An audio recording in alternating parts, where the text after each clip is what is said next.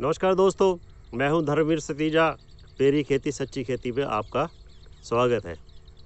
आज हम बात करेंगे धान के ब्लास्ट रोग के बारे में। यह फंगस पौधे को किस अवस्था में अटैक करती है, कहां पर इन्फेक्ट करती है, क्या सिम्टम्स हैं, बचने के क्या उपाय हैं व कंट्रोल के लिए कौन कौन से फंजीसाइड्स इफ़ेक्टिव हैं। ब्लास्ट की बीमारी पौधे को किसी भी अवस्था में अटैक कर सकती है। फंगस के स्पोर्स तो वातावरण में होते ही हैं, बस अनुकूल परिस्थितियों के होते ही पौधे में घुस जाते हैं और इन्फेक्ट करते हैं। ये जो है 35 से लेकर 50% तक नुकसान कर सकती है। इस बीमारी का अटैक पत्ते पर, नोड पर, गर्दन पर व कॉलर पर कहीं भी हो सकता है और कभी भी हो सकता है। शुरू में पत्तियों पर धब्बे जो होते हैं ना, वो इलेप्टिकल स्पिंडल या आँख के आकार के होते हैं। सेंटर से बीच में से भूरे और किनारे जो है लाल पीले होंगे। साइडों से ना थोड़े से खींचे हुए होंगे, इलोंगेटेड होंगे। कई धब्बे मिलकर कत्थई सफ़ेद रंग के बड़े धब्बे बना लेते हैं, जिससे पौधा जो है ना वो झुलस कर सूख जाता है। और जब तने के नोड पर अटैक करती है तो नोड का रंग गहरा भूरा व काला हो जाता है, आसानी से टूट जाता है। अटैक पैनिकल नेक में भी हो सकता है। वह गर्दन काली हो जाती है, टूट जाती है। जो भी न्यूट्रिएंट्स का अपटेक होता है बाली तक उसका जाना बंद हो जाता है। तो बाली में दाना या तो नहीं बनता या बनता है तो मरा हुआ सा बनता है। इस बीमारी के फैलने के लिए रात का टेम्परेचर 22 से लेकर 28 डिग्री सेंटीग्रेड के बीच रहे, वो दिन भी ठंडा रहे, दिन में भी ज़्यादा धूप ना निकले, ह्यूमिडिटी जो है वो 95% तक हो। सुबह जो ओस पड़ती है, ओस के बाद जो है पत्ते जो है काफ़ी देर तक गीले रहे, मतलब मौसम गीला सा रहे, तो ब्लास्ट का अटैक ज़्यादा आता है। इस बीमारी से बचने के कुछ उपाय हैं। हम कुछ मैनेजमेंट कर सकते हैं अपने आप में ही, जैसे कि ट्रांसप्लांटिंग जो है जितनी जल्दी हो सके करें। बारिश शुरू होते ही इसकी ट्रांसप्लांटिंग कर दें, तो लेट जो ट्रांसप्लांटिंग होती है उसमें बीमारी आने के चांसेस ज़्यादा होते हैं। रेजिस्टेंट वैरायटीज़ लगाएं जिनमें ये बीमारी आती ही ना हो। जैसे 1401 है, मुच्छल की जगह पे नई वैरायटी रिलीज़ की है, उसमें ब्लास्ट नहीं आते। बीज खेत में से रखना हो तो बीमारी रहित खेत में से लें, और बीजों का जो है ना फंजीसाइड के साथ ट्रीटमेंट तो ज़रूर करें। अब यूरिया की बात आती है। यूरिया जो है एक ही बारी में काम ना निपटा दें, थोड़ा थोड़ा करके कई स्प्लिट डोसेस में दें। शुरू में ट्रांसप्लांटिंग के बाद खेतों में भरपूर सिंचाई दें, मतलब फ्लडिंग की सिचुएशन करें बीच बीच में से। अच्छा, एक और बात है, सिलिकॉन फर्टिलाइज़र्स होते हैं ना, जैसे कैल्शियम सिलिकेट है, खेत में देने से ब्लास्ट कम आता है, पर ये महंगे होते हैं। पर एक और इंटरेस्टिंग बात आपको बताता हूँ कि सिलिकॉन जो है हमारे धान के पुआल में भी होता है। बीमारी रहित धान का पुआल डंठल खेत में मिलाएं, ब्लास्ट की बीमारी कम आएगी। आग ना लगाने का एक बहुत बड़ा रीज़न हमें और मिल गया।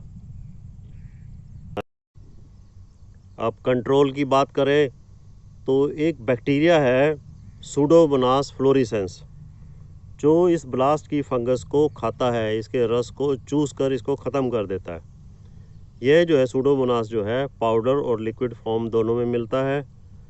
ट्रांसप्लांटिंग के बाद हम गोबर की सड़ी हुई खाद में, मान लो 20-25 किलो खाद में 1 किलो इसको मिला दें और थोड़ा गीला कर दें। 3-4 दिन में ये मल्टीप्लाई हो जाएंगे। तो उस जो है 20-25 किलो खाद को खेत में बिखेर दें। या फिर पौधे बड़े होने के बाद ब्लास्ट की बीमारी आने से पहले उस 1 किलो का स्प्रे कर दें खेत में, तो इसका फ़ायदा रहता है काफ़ी। अच्छा, एक और तरीका है, अगर हम सूडोमोनास के बैक्टीरियाज को 2 किलो गुड़ और 200 लीटर पानी में मल्टीप्लाई करें तो 3-4 दिन में वो मल्टीप्लाई हो जाते हैं, तो उसको हम पानी की सिंचाई के साथ भी दे सकते हैं।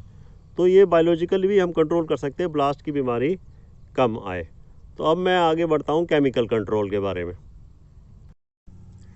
कंट्रोल की बात करें तो पंजाब एग्रीकल्चर यूनिवर्सिटी लुधियाना में 2015 और 2016 में कई फंजीसाइड्स का और पोटाशियम सिलिकेट का राइस ब्लास्ट डिजीज़ पर कंट्रोल के बारे में इन्वेस्टिगेशंस की गई थी, रिसर्च की गई थी। इन फंजीसाइड्स का टेस्ट जो है ना स्पोर जर्मिनेशन पर और उनकी राइस ब्लास्ट पर एफिकेसी पर टेस्ट की गई थी। फंजीसाइड्स और पोटाशियम सिलिकेट का स्प्रे जो किया गया था वो फुटाव की अवस्था और गाभे की अवस्था पर किया गया था। अब जो फंजीसाइड्स टेस्ट किए गए थे और क्या क्या मोस्ट इफ़ेक्टिव से लेकर लीस्ट इफ़ेक्टिव थे, मैं उनकी डिटेल आपको देता हूँ। नंबर 1 था ट्राईसाइक्लाजोल 75 WP, 0.06% का स्प्रे किया गया था। ये मोस्ट इफ़ेक्टिव, सबसे ज़्यादा इफ़ेक्टिव रहा था। इसने डिजीज़ कंट्रोल जो है 67.9% दिया था।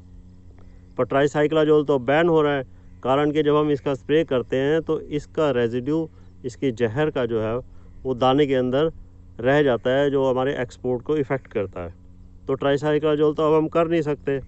तो सेकंड जो था वो था प्रोपिकोनाजोल 25 EC 0.1% पे स्प्रे किया गया था। तो ये 60.3% इफ़ेक्टिव रहा था राइस की ब्लास्ट डिसीज़ के ऊपर।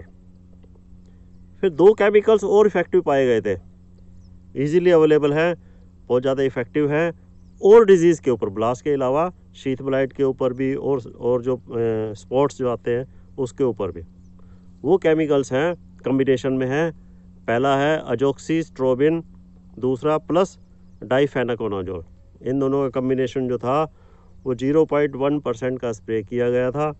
इसने 55.1% का कंट्रोल दिया था। अब दूसरा कम्बिनेशन है ट्राईफ्लोक्सिस्ट्रोबिन प्लस टैबुकोनाजोल 75 WP। इसका 0.04% का स्प्रे किया गया था और इसका जो असर आया था वो 53.3% आया था।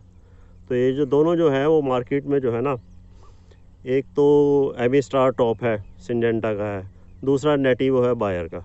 ये दोनों इफ़ेक्टिव रहे थे। ये हमारे पास केमिकल्स जो है ना, ब्लास्ट के ऊपर, शीथ ब्लाइट के ऊपर बहुत अच्छा काम करते हैं। फिर 3 और केमिकल्स हैं जिनका लीस्ट रिजल्ट रहा था, कम कंट्रोल किया था। वो है अकेला डाइफेनाकोनाजोल, अकेला टैबुकोनाजोल और मैंकोजेब। अच्छा, बात आती है पोटाशियम सिलिकेट की। वो 40 से 50 ml प्रति लीटर का स्प्रे किया गया था। वो राइस ब्लास्ट को कम करने में कामयाब हुआ था और उसने दानों की पैदावार बढ़ाई थी। दोस्तों, मैंने कोशिश की है कि आपको राइस ब्लास्ट के बारे में डिटेल में बताऊं, इसके केमिकल कौन कौन से इफ़ेक्टिव हैं, क्या सिम्टम्स हैं। आपके जो सुझाव हैं या सवाल हैं वो आमंत्रित हैं। और जो मेरे दोस्त पहली बारी वीडियो देख रहे हैं, अभी तक सब्सक्राइब नहीं किया है, मेरी इस वीडियो को पसंद आई हो तो सब्सक्राइब ज़रूर करें। उससे ये होगा कि मेरी पहले वाली जितनी भी वीडियोस हैं वो आप अपने मोबाइल पर, यूट्यूब पर सबसे पहले देख सकते हैं और आने वाली वीडियोस भी आपको सबसे पहले दिखाई देंगी। Thank you.